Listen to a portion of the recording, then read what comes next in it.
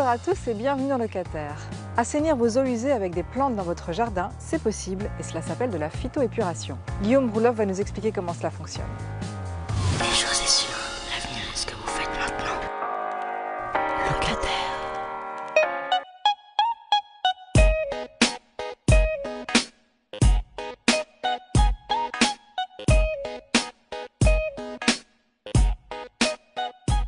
Donc dans la mesure où nous avions acheté justement ce terrain sur cette ravine, nous voulions préserver l'environnement. Donc j'ai voulu un système naturel, donc par rapport à l'écologie. Je me suis lancé dans la construction, dans l'autoconstruction de ma phytoépuration. C'est un système d'assainissement écologique qui permet de traiter toutes les eaux de la maison sans fosse septique au travers de 2 massifs plantés intégrés dans le paysage et qui utilisent des plantes pour traiter les eaux. Et donc qui est parfaitement autonome, sans système électrique, sans système mécanique et sans vidange de fosse septique à effectuer.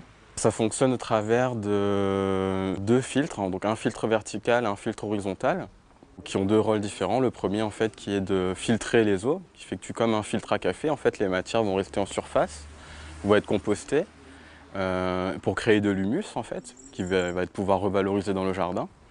Le deuxième filtre est là pour abattre l'azote et le phosphate afin que les eaux puissent être rejetées dans l'environnement sans aucun danger. On a un système d'alternance sur le filtre avec 2 parties. Une partie des eaux qui vont aller en semaine A sur la moitié du premier filtre, la semaine B sur l'autre partie du filtre.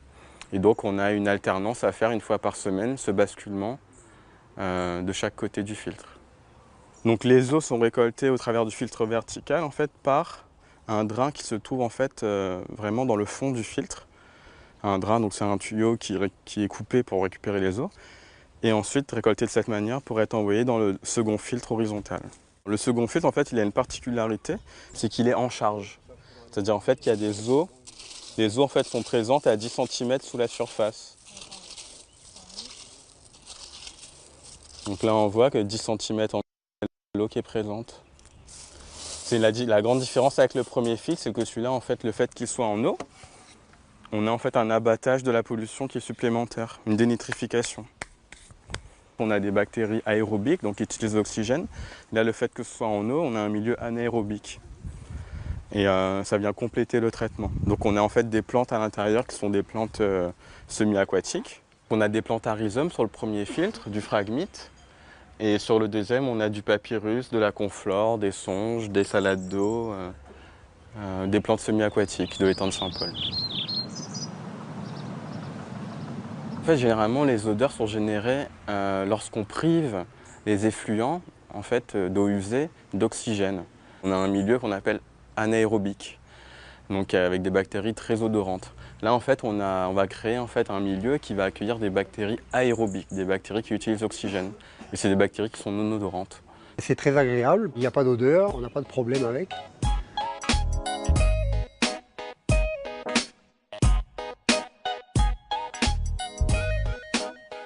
C'est un système qui est très adapté à La Réunion parce qu'on a beaucoup de terrain en pente à La Réunion.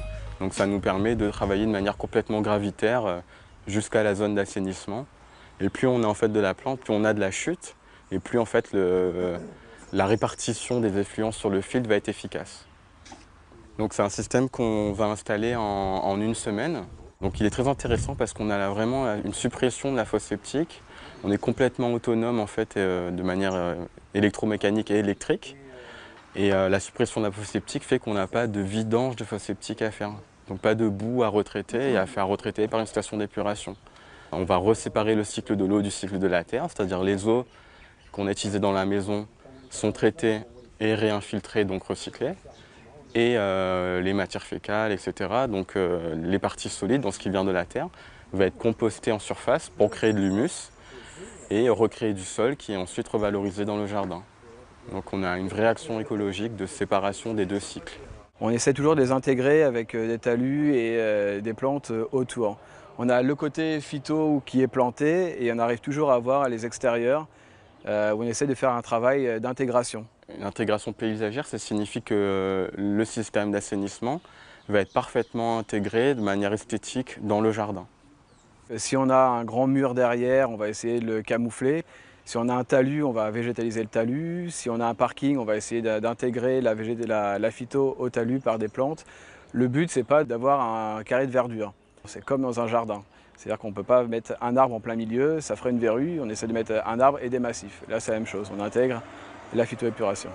Le matin, lorsqu'on ouvre les volets déjà, comme je vous disais, on se retrouve avec des plantes en face de nous. On a une plus-value en fait esthétique qu'on apporte à la maison.